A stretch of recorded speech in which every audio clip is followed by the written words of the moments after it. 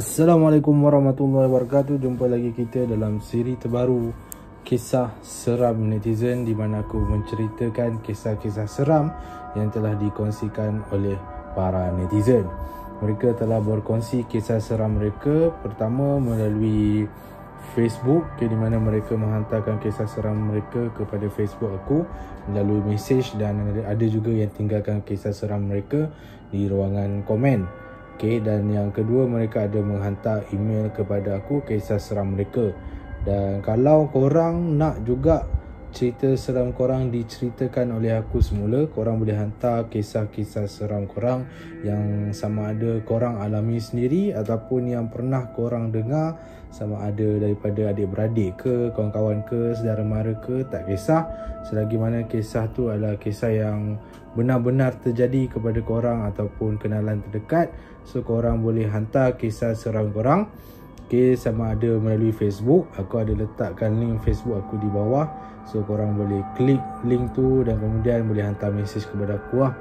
Ataupun korang boleh hantar kisah seram korang sama ada melalui email. Aku juga ada letakkan alamat email di bawah, untuk korang hantar kisah seram korang melalui email. Di dalam rancangan kisah seram netizen ni, sekali lagi aku nak ingatkan, kisah-kisah seram yang aku sampaikan ni tak dapat dipastikan kebenarannya, melainkan kepada mereka yang pernah mengalaminya sendiri. So anggaplah apa yang korang dengar ni sekadar untuk hiburan. So korang sama ada korang nak percaya ataupun tidak, kisah yang aku sampaikan ini adalah terpulang kepada tahap kepercayaan masing-masing lah. Alright, so hari ni aku ada dua kisah yang aku ingin kongsikan berkenaan dengan kisah seram ni. Satu dihantar melalui email dan satu lagi melalui Facebook lah. Tanpa membuang masa, jom kita dengarkan kisah seram yang pertama ni. Kisah seram yang pertama ni datang daripada seorang pengirim melalui email yang bernama Man, yang ingin berkongsi tentang pengalaman seramnya yang berlaku di rumah mertuanya di Muar, Johor. Jadi jom kita sama-sama dengarkan kisah seram daripada Man. Assalamualaikum. Kisah ini sudah berlaku 10 tahun yang lalu. Namun ia masih segar dalam ingatan saya dikala mengharungi malam yang seram semasa berada di kampung isteri. Saya dan isteri ada tabiat suka balik kampung selepas habis waktu bekerja pada hari terakhir hari kerja setiap sebulan sekali. Bila kami bertolak dari rumah di Selayang, Selangor untuk pulang ke Muar, Johor pada selepas waktu kerja, secara kasarnya kami akan sampai ke kampung pada sekitar jam 8 malam atau 9 malam. Tapi kali ini jalan agak sibuk dan keadaan lebuh raya kerap jam pada simpang utama ketika merentas negeri. Masa perjalanan kami menjadi sedikit lewat dari kebiasaan. Jam hampir 11 malam dan akhirnya kami tiba ke destinasi. Waktu itu, arwah bapa mertua sudah lena. Dengan keadaannya yang uzur, arwah tidak mampu berjaga pada waktu malam dan kerap tidur awal, kerana kesan ubat-ubatan yang perlu arwah makan setiap hari. Manakala ibu mertua masih setia menanti ketibaan kami. Di rumah itu, yang tinggal hanyalah arwah bapa dan ibu mertua serta adik bongsu isteri. Namun pada malam itu, adik ipar pergi keluar bermain badminton. Selesai saja menyimpan semua barang dan makan malam, isteri mengambil keputusan untuk duduk di ruang tamu bersama ibunya sambil menonton TV. Saya pula yang keletihan terus masuk ke bilik untuk tidur. Pada waktu itu, jam sudah menunjukkan pukul 11.45 malam. Saya seorang yang suka main video game. Ke mana sahaja saya pergi, saya pasti membawa set konsol muda alih. Maklumlah, anak pun belum ada. Telefon pun bukan telefon pintar masa tu lagi. Kononnya nak main game sebelum tidur. Tapi game pun saya tak mampu nak capai dalam beg. Saya terus tidur di atas katil. Tidak sedar berapa lama saya terlena, tiba-tiba isteri saya mengejutkan saya dengan suara yang cemas. Abang, bangunlah. Sayang takut ni abang. Saya memang kepenatan. Cuba gagah untuk bangun. Kenapa ni? Kata saya sambil memandang mukanya yang hampir menangis. Tadi sayang tengok TV dengan mak. Lepas sejam macam tu mak masuk bilik. Jadi sayang tengoklah TV sendirian. Lepas tu, yelah, dalam kereta isteri saya dia tidur sepanjang perjalanan. Saya yang bersengkang mata menghadap jam.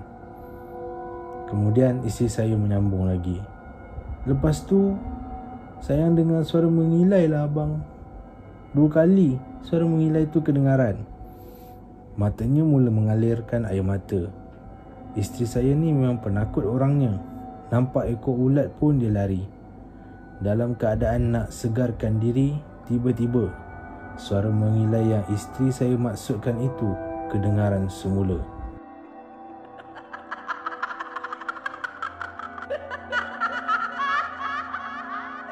Dan suara itu sangat jelas. Saya yang tadinya masih mamai terus segar.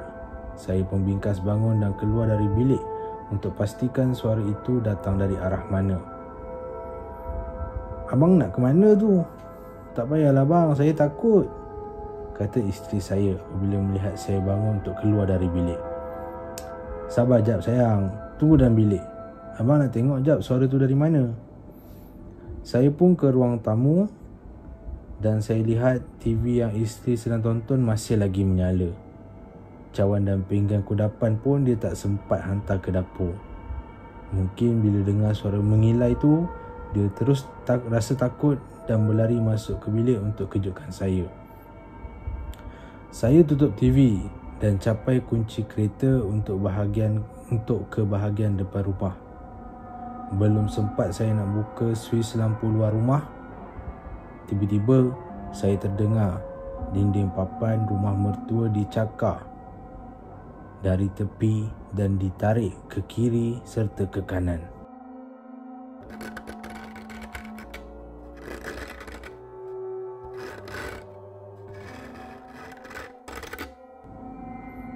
Terus keras saya berdiri di ruang tamu. Jika tadi suara mengilai kedengaran jelas, kini ia berbunyi sayup saja sambil dinding rumah dicakar. Mustahil anjing atau haiwan lain cakar dinding papan ni. Sebab rumah ni separuh dinding, bawah bata, atas papan, bisik saya sendirian. Cakaran itu makin kuat dan ia membawa ke arah belakang di mana ia menuju ke dapur rumah. Terus saya ke bilik dan dapatkan isteri yang sudah menggigil ketakutan. Saya hanya mampu membaca ayat kursi berulang kali sehingga saya pun tertidur semula.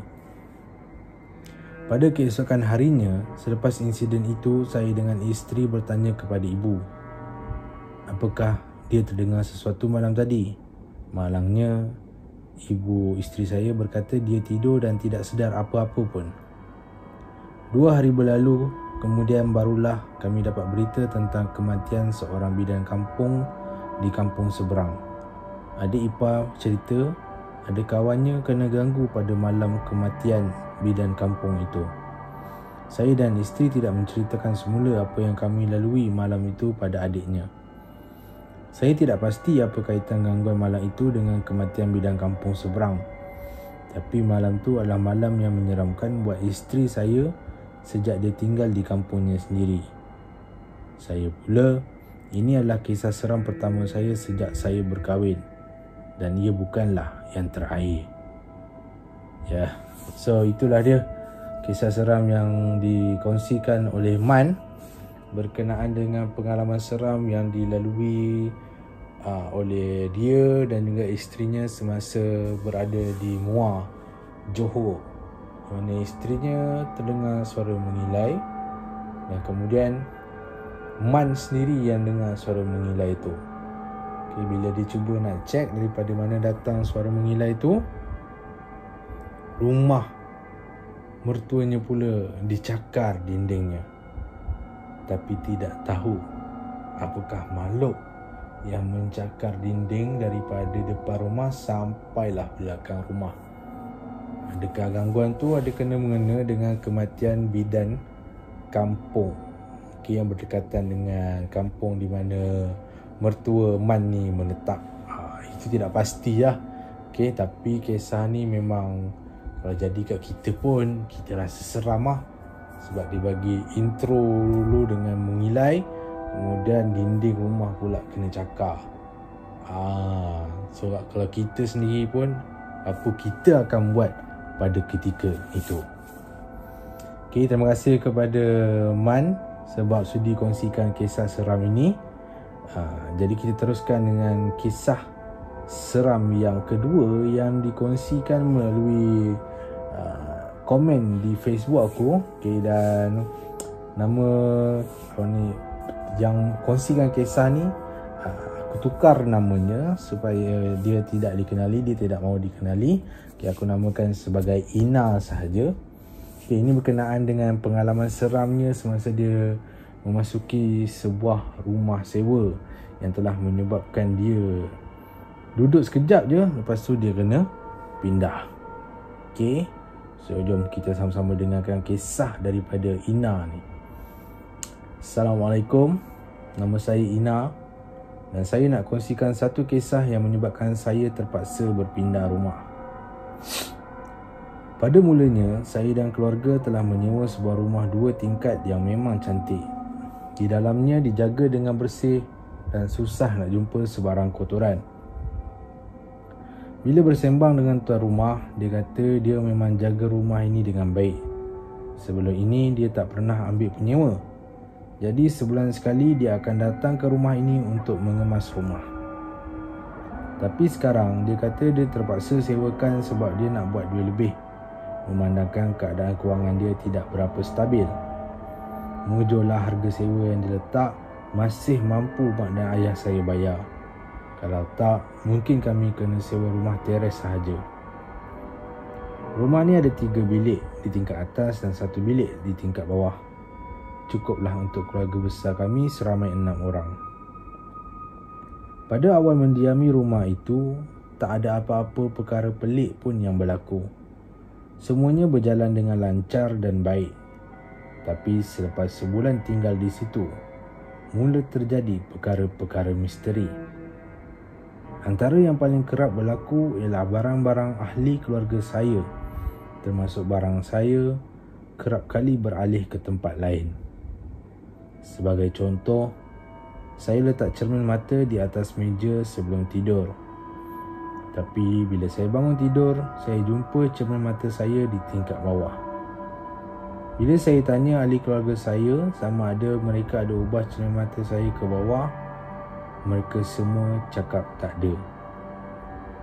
Jadi di situ timbullah persoalan. Jika bukan mereka yang dipindahkan, siapa pula yang telah mengalihkan cermin mata saya ke bawah? Adik-adik saya pun barang-barang mereka kerap beralih ke tempat lain. Begitu juga dengan mak dan ayah saya. Keadaan menjadi semakin pelik dan mula rasa menyeramkan bila mana pada satu hari kami sekeluarga makan malam di luar. Kemudian bila kami kembali ke rumah, kami semua terkejut. Bila kami masuk rumah, kami tengok perabot-perabot dalam rumah dah beralih dari kedudukan asal tempatnya. Sofa menjadi sengit, kabinet TV menjadi melintang, kerusi-kerusi meja makan diterbalikkan, pintu kabinet dibuka dan macam-macam lagi. Tapi barang-barang di dalam rumah tidak berselerakkan. Bila kami tengok pintu dan tingkap, tak ada pun tanda-tanda pecah masuk. Masa tu kami sekeluarga dah mula mengisyaki ada sesuatu yang tidak kena tentang rumah ini. Mulai dari hari itu, gangguan menjadi semakin menakutkan sebab benda yang ada di dalam rumah yang asalnya kami tak nampak mula memunculkan diri. Dia tidak menonjolkan rupanya yang sebenar, tapi dia menyerupai ahli keluarga saya. Saya pernah nampak adik saya masuk bilik air di atas. Tapi bila saya turun ke bawah, saya nampak dia sedang masak di dapur. Adik saya juga pernah nampak saya duduk di dalam bilik. Tapi saya sebenarnya ketika itu berada di luar rumah.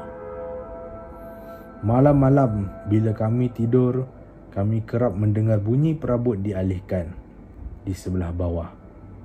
Boleh kata tiap malam mesti dengar. Dan bila pagi esoknya kami bangun tidur, kami tengok perabot-perabot di bawah sudah beralih dari tempatnya. Setelah 3 bulan duduk di situ, kami sekeluarga keluar dari situ dan mencari rumah lain. Tuan rumah pelik sebab kami keluar cepat sangat. Tapi ayah bagi alasan dia kena bertukar tempat kerja, jadi kena cari rumah yang lebih dekat dengan pejabat. Walaupun penat nak mengemas balik barang-barang untuk berpindah, sekurang-kurangnya kami takkan menghadap lagi gangguan seperti itu. Entah apa benda yang ada di dalam rumah tu pun kami tak tahu. Biarlah ia menjadi memori seram di dalam ingatan kami.